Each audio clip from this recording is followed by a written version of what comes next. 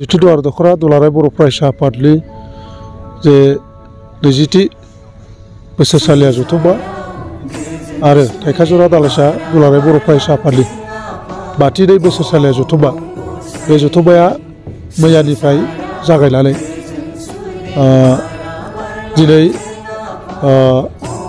फुंबिलिनि हाबाफारि जे आफादनि फिरफिला बिरहोनाय हाबाफारि आरो गेदेमा मुंख्लंफोरनो बिबार बावनाय हाबाफारि बे हाबाफारिखौ जोङो दिनै लानाय जादों आरो लाखांबाय।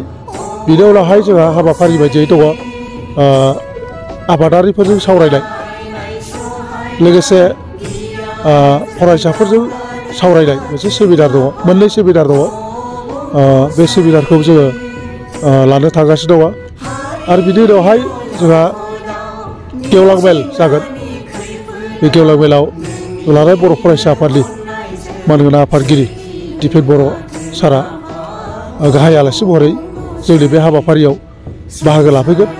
बेजों लोगोसे मेल बेखेवगिरि हिसाबै चिरां जिल्ला दुलाराय बर' फरायसा आफादनि मानाव गेदेर आफादगिरि दिलिप कुमार बसुमतारी बिथाङाबो बाहागो लाफैगोन।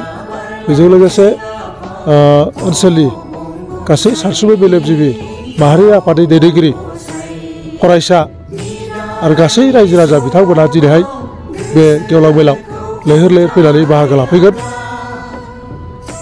आरो आङो बेजोंनो लोगोसे आङो जोंनि ओनसोलनि सिङाव थानाय रायजो राजा इन्टेलेक्सुवेल सानसुमै मेलेमजिबि बिथांमोनखौ आङो खावलायहरनो लुबैदों, दिनैनि जे जानो गोनां जे हाबाफारि जे गेवलां मेल, बे गेवलां मेलाव साफ्रोमबो लैहोर लैहोर फैनानै बाहागो लाफैनानै हाबाफारिखौ जाफुंसार होगोन, बेखौ आङो खावलायहरनाय जाबाय।